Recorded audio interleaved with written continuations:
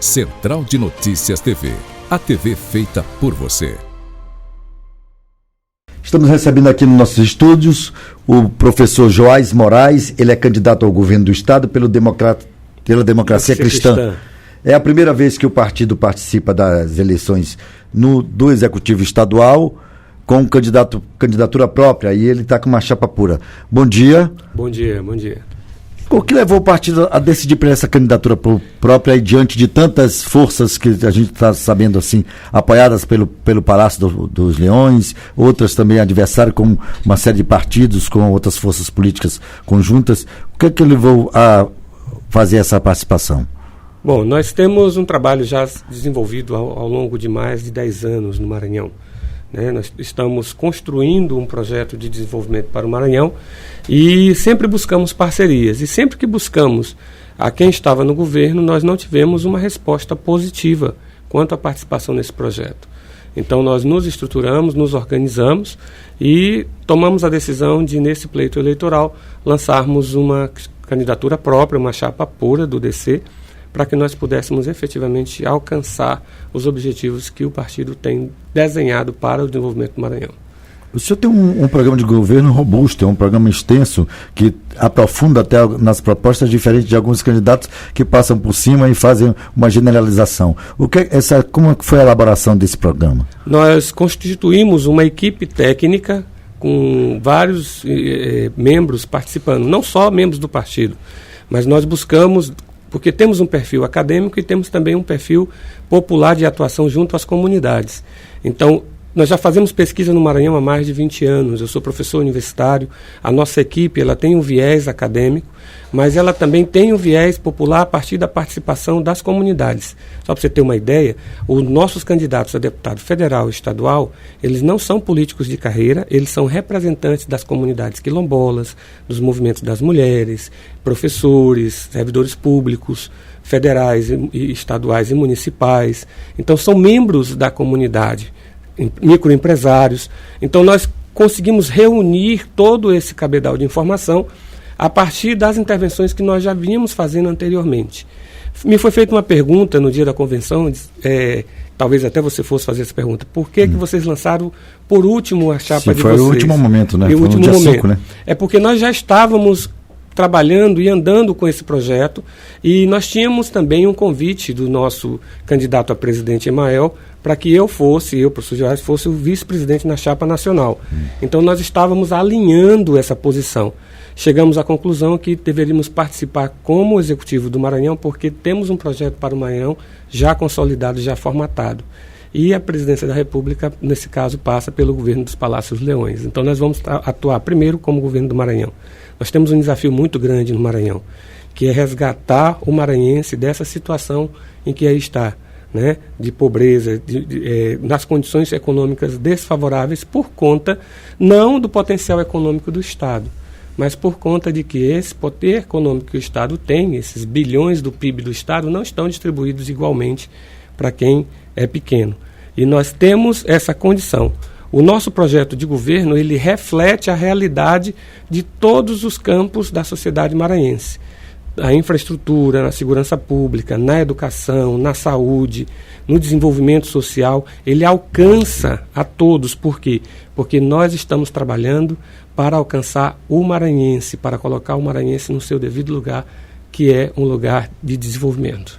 Todos os candidatos têm apresentado uma proposta de geração de emprego, isso parece que é uma proposta comum a todos os candidatos. Nesse momento, onde o índice maior que se sobressai aí é o desemprego e também a fome. O senhor falou que no Maranhão justamente a fome é a consequência essa péssima distribuição de renda. Para a geração de emprego, como é que o senhor acha, atraindo os grandes empreendimentos para o Maranhão, e de que forma essa atração? Com incentivos fiscais? É a mesma fórmula utilizada pelos governos passados? Na realidade, o incentivo fiscal ele pode ser um dos elementos. Mas hoje, quando você fala de economia, desenvolvimento econômico, você tem dois aspectos que são fundamentais e que o Maranhão tem e precisa ser trabalhado. Você precisa de logística, uma boa logística para que as empresas possam se instalar e possam desenvolver os seus negócios, e você precisa de energia. Nós temos um Estado que é rico nessas duas questões. Nós podemos implementar uma logística que facilite o acesso das grandes empresas para o Maranhão, atraindo a indústria e utilizando a energia, o potencial energético que o Maranhão tem. Nós temos um pré-sal do gás no Maranhão que não é trabalhado, não foi desenvolvido por conta de que falta uma logística de distribuição desse gás. Já tem a legislação, mas o governo ele não focou nisso, não implementou esse atrativo para que empresas pudessem vir fazer essa distribuição com gasodutos. Nós temos condições de alcançar os 4 cantos do Maranhão com energia pura, que é o gás, implementando aí até o transporte, né, o combustível gás para transporte dos veículos, e nós não temos por conta de quê? A nossa grande riqueza está no centro do Maranhão e ela não é distribuída para os pontos urbanos necessários. Então, são esse tipo de investimento que o Estado precisa fazer. Ele precisa atrair e dar condições para que as empresas possam trazer o investimento. E quando a empresa se instala, aí ela gera o emprego e a renda automaticamente acontece. Um outro fator interessante nessa questão do trabalho e renda é que nós precisamos que o Estado atue também na educação e na formação dos nossos jovens para que eles possam atender às oportunidades. Eu, quando estou na universidade, eu sou professor universitário, e quando eu estou falando para os jovens na universidade e também no ensino médio, porque eu também atuo no ensino médio, eu digo para os meus alunos o seguinte, que sorte é o encontro do preparo com a oportunidade. Nós temos N oportunidades no Maranhão. O Maranhão é rico de oportunidades no turismo, certo? Nós temos o segundo... Você fala de potencialidades. De potencialidades, né? que são as oportunidades que nós podemos nos apropriar. Agora, no momento em que nós não temos um investimento educacional direcionado para que nós estejamos prontos, esse investimento ele vem e traz também os profissionais de outros lugares. Nós tivemos na região de Imperatriz, lá a Suzano se instalando, e no início ela teve que trazer os técnicos e os profissionais de outros lugares, porque a nossa juventude não estava pronta para receber. Então, esse investimento de educação de qualidade tem que estar focado nas potencialidades que nós temos também no Estado, para que nós tenhamos esse encontro da oportunidade com o preparo. E isso é que vai transformar o Maranhão num potencial econômico maior. Quando a gente fala de educação, a gente sabe que a educação é um processo. Então a gente não vai chegar com soluções próprias e imediatas para ela se transformar. Como é que o senhor analisa a experiência, essa experiência que foi desenvolvida agora nos últimos anos, através dos IEMAs, dessas outras escolas profissionalizantes? A educação, como você disse, é um processo. Ela não pode ser atendida a estanque só no ensino médio. Um dos grandes gargalos da educação no Maranhão é porque o Estado ele não tem estendido a mão para a educação básica nos municípios. Não dá para você fazer um bom ensino médio se você não tem um ensino básico suficiente para que você chegue com condições. Mas isso não há competências, por exemplo, o ensino básico não é competência do município? Sim, é competência do município, mas quem está no município é o maranhense. E ele precisa ser atendido por uma assistência técnica que o Estado tem. O Estado não pode requerer que o município faça sozinho. O que existe é a transferência de responsabilidade. O Estado ele tem que desenvolver um sistema de educação que alcance através das suas universidades. Nós temos 2 universidades estaduais e temos uma universidade federal que pode muito bem atender essa demanda técnica necessária no ensino básico. Os convênios que o Estado pode fazer com as secretarias municipais de educação para a qualificação de professores, para a implementação de políticas que venham a atender essa demanda na base. Porque uma criança, quando sai do ensino fundamental com a sua base consolidada, ela vai ter um excelente ensino médio.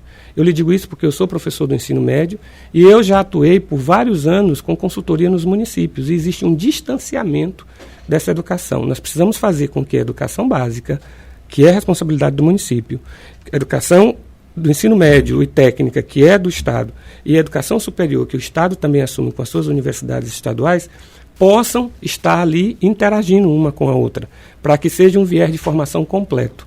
O que não pode é eu dizer que o município é responsável e deixá-lo à sorte. Só para você ter uma ideia, os alunos do ensino médio da zona rural dos nossos municípios, eles têm dificuldade de sair da zona rural porque não tem transporte. E o Estado se nega a isso. Então tem que haver um relacionamento mais próximo. E o Estado não pode agir irresponsavelmente dizendo assim, não é meu parceiro político, eu não vou atender. Porque esse é o problema. Eu só estendo a mão, no caso do que está acontecendo, eu só estendo a mão para aqueles que são parceiros políticos. O maranhense é eleitor do Estado do Maranhão, ele elege o governo.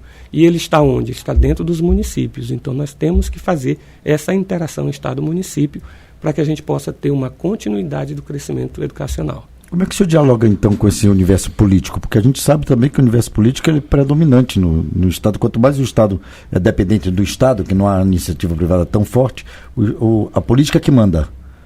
Tem um comando e a política. Isso. É exatamente essa diferença que nós estamos fazendo com o nosso projeto. E como você muito bem disse, o nosso projeto ele chega a uma riqueza de detalhes nas suas propostas.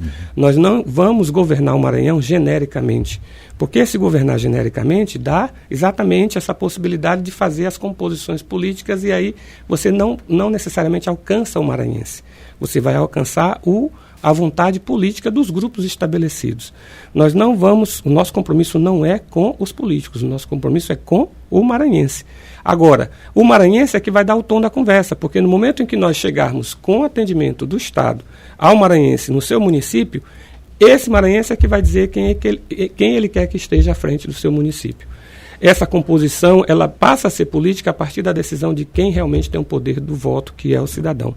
Ele precisa ser atendido diretamente.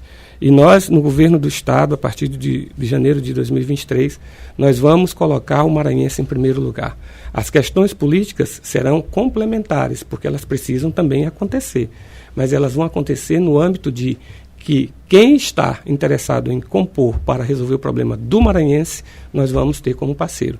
Quem estiver interessado só em se estabelecer no ambiente de poder, não vamos conversar e vamos seguir em frente. Você falou num ambiente favorável também para o desenvolvimento econômico, a gente sabe que passa pela logística, pela justamente malha viária, infraestrutura e tudo mais. E a gente tem uma defasagem muito grande em relação até aos outros estados do Nordeste. Quando a gente percebe a malha viária do Maranhão, é vergonhosa, né? Sim, tanto a estadual quanto a federal. Como é que você pretende dialogar, então, com a federal para que resolva esse problema, principalmente nos nossos entroncamentos das grandes rodovias federais que cortam o Maranhão? O Maranhão tem vamos dizer assim, um posicionamento muito favorável para o desenvolvimento. Nós somos, como eu já disse anteriormente, a segunda maior costa, né, costeira do Brasil, né, em termos de litoral. Nós temos em Imperatriz, um entroncamento rodoferroviário ali muito bem estabelecido, um modal muito bem estabelecido que não está sendo explorado. Nós temos potenciais turísticos distribuídos em todos os cantos do Maranhão. Enfim, nós temos um conjunto de situações que são atrativos para que o investimento chegue e nos ajude, enquanto governo, a cumprir com essa questão do modal de transporte. Só para você ter uma ideia, o Maranhão recebeu cerca de 350 milhões de reais para o investimento em pequenos aeroportos. E sabe por que esse investimento não foi realizado? Porque o Estado não disponibilizou, não estruturou o seu Departamento de Aviação Civil, que era um pré-requisito para que esse recurso fosse aplicado. Então, por falta desse Departamento de Aviação Civil do Estado, esse investimento não foi feito. E essas distâncias que nós temos, vamos fazer uma análise, Imperatriz a São Luís, nós temos aí saindo em média de 15 a 20 ônibus para fazer esse transporte interurbano. Se você for multiplicar isso pelas pessoas, você tem em torno de 800 a 1.000 pessoas indo e vindo todos os dias. Isso dá a condição de você ter voos regionais, certo? Com um valor bem otimizado, porque você tem um quantitativo de pessoas fazendo esse trajeto. Com o chamativo para essas empresas pequenas, para voos regionais, você pode dar um incentivo fiscal que está estabelecido na lei federal, que enquanto ele se instala no Estado, ele pode ter um benefício para que ele possa ter um preço mais otimizado. E aí nós vamos resolver o problema dos paraísos turísticos que nós temos, vamos interligar o Estado e essa distância enorme, monstruosa que nós temos de São Luís para Balsas, ela vai ficar bem curtinha, porque aí a gente vai implementar um modal que vai facilitar. Com isso, você diminui os desgastes das estradas, porque você diminui o volume, mas você tem condições também de fazer o investimento efetivo para que ela permaneça satisfatória. A iniciativa privada tem interesse nisso. Nós somos um polo produtor de grãos muito forte, que hoje utiliza mais a malha viária e não a ferroviária. É um outro ponto também que nós temos no nosso programa, de fazer uma interligação do modal da Norte e Sul com o nosso modal produtivo lá do sul do Maranhão. Então, fazer um ramal ferroviário que traga a produção desde lá do sul... Da Ceilândia? Não, de estreito, porque ela interliga ali, porque a Norte-Sul já passa em estreito. Então você interliga com o ramal ferroviário e você já resolve esse problema do transporte, otimizando para trazer do sul do estado toda a produção e utilizar aí o escoamento tanto para o interior do Brasil, como também para o Porto do Itaqui. Você falou da participação da academia na sua proposta de governo. E a participação da iniciativa privada, ela não seria preponderante nesse momento? Não seria mais importante a participar desse desenvolvimento, dessa proposta de desenvolvimento? Mas ela também está presente. Nós tivemos a preocupação de fazer um estudo e buscar investimentos para que o Maranhão pudesse se desenvolver. Tanto eu quanto o pastor Ivo Nogueira, que é o nosso candidato ao Senado da República, como também o nosso vice, o Ricardo Medeiros, nós fizemos um trabalho de prospecção juntamente com a equipe técnica para que pudéssemos buscar esse investimento. Não só a partir de agora, não começamos campanha agora, há 6 meses atrás, nós estamos trabalhando com esse desenvolvimento já há quase 10 anos. Eu estive recentemente, por volta aí de 2019, 2018, 2019, estive na Europa com o pastor Ivo Nogueira. Nós temos parcerias com empresas internacionais, com fundos de investimentos internacionais, empresas brasileiras, investidores brasileiros, que estão prontos para trazer esses recursos para o Maranhão, porque o Maranhão, geograficamente, é o melhor posicionado no Nordeste para que possa atender tanto a demanda de alimentos do mundo, quanto também de energia. Certo? Então nós temos essa condição, e são os 2 gargalos que o mundo tem hoje, energia e alimentação, você sabe muito bem disso. Então eles têm interesse de investir, agora eles precisam das condições ideais, segurança jurídica, política, certo? Para que eles possam fazer os investimentos. E isso vai trazer recursos. Só para você ter uma ideia, nos acordos que nós já temos com esses empresários, e com essas instituições, com esses fundos, 30% do investimento vai ser revestido para o alcance social. Nós vamos atender os idosos, nós vamos atender as famílias que têm filhos com necessidades especiais, nós vamos atender a essas comunidades que são de baixa renda, porque nós precisamos trazer o potencial econômico dessas pessoas para que elas possam se viabilizar. Isso não é permanente, mas é pelo tempo necessário para que eles possam estabelecer ali a possibilidade de crescer e ter a sua dignidade. Nós não vamos oferecer um alimento a R$1. Nós vamos oferecer para eles a oportunidade de conquistar a sua dignidade. O pai de família chegar em casa e saber que ele pode dar o alimento para o seu filho. Isso não se reduziria naquela expressão ensinar a pescar e não dar o peixe? Exatamente. Mas isso hoje, quem falava isso hoje não está falando o contrário, apoiando hoje o Auxílio Brasil? Mas o problema aí você tem que buscar a performance que você tem de quem está falando isso, quem esteve falando isso. Nós não falamos, nós estamos trabalhando já nisso. Nós fizemos a composição de um Programa Nacional de Informática na Educação. Um exemplo claro, eu fui um dos articuladores do Programa Nacional de Informática na Educação na década no final do século passado, 2000, 2010, por aí, 2000 e 2010. Colocamos laboratórios de informática em todas as escolas públicas do Maranhão, certo? E o que aconteceu com esse projeto depois? Foram sucateados. Por quê? Porque não era interesse deles, era um projeto de outras pessoas e não era um grupo político, era um grupo técnico que foi implementado ali. Aí o que acontece? Chegamos em 2020, temos a pandemia, e qual é o mote na pandemia? Tecnologia, interação remota. As nossas escolas públicas estavam todas sucateadas, sem os laboratórios e sem internet. E aí nós tivemos um prejuízo muito grande. Por quê? Porque não houve continuidade desse programa. A internet, por exemplo, nós estamos com 5G já no Brasil, aprovado, com a toda a legislação pronta. Essa capital deve ficar para o último... Porque não tem infraestrutura, não foi investido. O número de antenas é um dos menores do país. Não foi feita a infraestrutura necessária. O Estado não se preocupou com isso. Hoje você anda pelas cidades do Maranhão fora de área, porque o telefone celular não consegue capturar o sinal. Isso é um problema de infraestrutura, de logística. Aí você me diz assim, mas nunca ninguém pensou nisso? Nós temos os investidores, nós chegamos em torno de 4 ou 5 anos atrás, chamamos o governo que está aí e dissemos, nós temos um investidor para fazer toda a infraestrutura de infovia do Maranhão. Não lhe deram ouvido? Não nos deram ouvido, porque não era interessante politicamente para eles. Aí o que nós fizemos? Consolidamos essa parceria e hoje nós temos contratos firmados com esses investidores de responsabilidade e de confidencialidade para implementar, a partir de 2023, a maior malha ferroviária que nós, de dados que nós teremos. Nós vamos interligar os 217 municípios com fibra ótica, facilitando a comunicação de todos os setores. Isso falando numa eventual eleição. Se não houver só a eleição, como você pretende participar? Nós vamos encarar a dificuldade de interagir com o governo que não quer, porque já batemos a porta e ele disse que não queria. Mas nós vamos buscar fazer. Agora, é óbvio que se nós não estivermos no governo, nós vamos ter a dificuldade de ter que negociar com quem não quer fazer.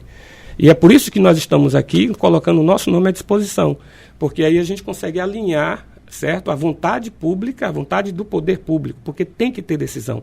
Para mudar, tem que decidir. E aí nós teremos as facilidades de ter todas as estruturas que o Estado precisa disponibilizar para que o investimento venha. Independente disso, nós vamos trazer o investimento, mas vai demorar mais tempo, porque nós vamos ter que sentar à mesa com quem não quer fazer. E aí, quando você senta para conversar com quem não quer fazer, você tem uma dificuldade de convencimento. Como é que o senhor analisa, então, essa guerra nessa Arena dos Leões?